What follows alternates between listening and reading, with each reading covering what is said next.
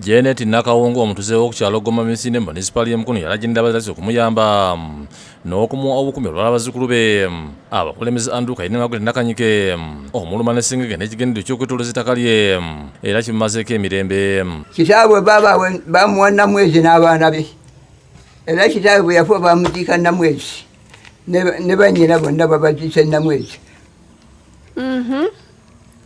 Yali ekijja kyabwe naye tebanumbagala ku lino. Bani tata waabwe muganda wo?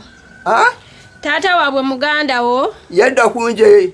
Nakawongo tusanze maka ge Goma nga mu kiseera kino takyasobola na kutambula ayavula bwabuzi agamba ntafunidde emirembe mu bukadde bwe obulendo litoze ettaka zimaze ekiseera ng'agula n'abaana b'omwannyina afa abaagala ettaka lye. Abaana bakaye be bazaala ne banumbagana ettaka lye n'omuzukulu owokubiri anumbagana ayagala agabana ettaka ewammwe eyo baligabana. Wakati mu bizibu by'okusa n'okulya Nakawongo atubulidde obuvuba ettaka libusuza nga teyeebase eryayika omukanga lyamuwe batata we Blasio Damba ate mwannyina Yusufu Kayena Mwayika 17 kyakiriranyeewo ekyenamwezi kyokka abaana be n'abazzukulu balituna kati baagala lirye. Walifuna otya lino ettaka esooka okubeeramu nga lya muzzukulu wange nga yenannyini kino ekitundu.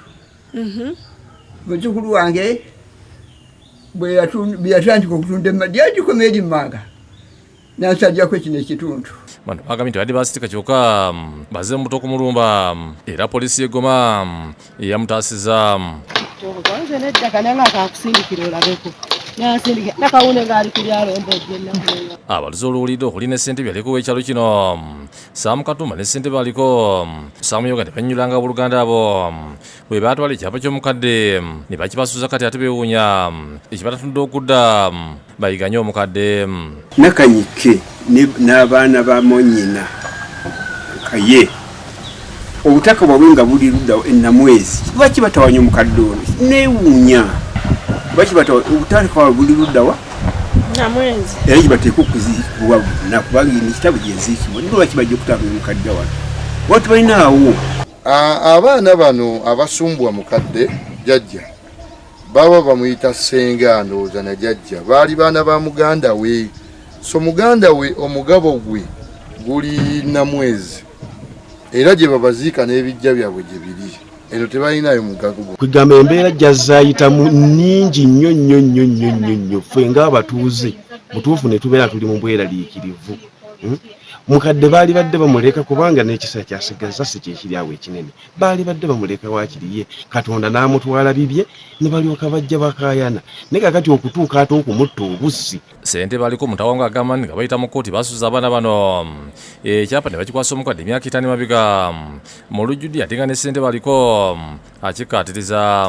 Obulamu bw'omukadde buli mu matigga kuba omukadde ono akuze mu myaka kati buli bwafuna embeera emweraliikiriza eyongera okumalamu amaanyi mu bulamu bwe. Antegeezezzaako amakya ga leero nti teyeebase yasuze akulungutana n'ebirowoozo ate ng'abantu abo bwe bamulumba bakozesa olulimi olubi ennyo. So njagala kusaba abo bonna abalina ensonga ng'ekwata ku ttaka lino lekerawo okulumba omukadde.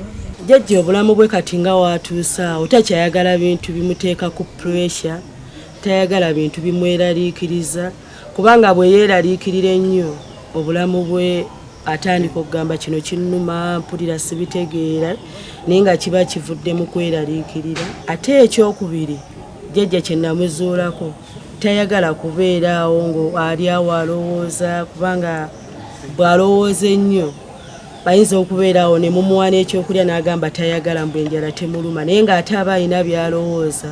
Twogedde ku Nakanyike omu ku balumiriza okuteeka omukadde ku bunkenke n'ategeeza nti singa wamwagala nnyina tasobola kumulumya ne yeegaana okubeera omu kwabo abamulumbye.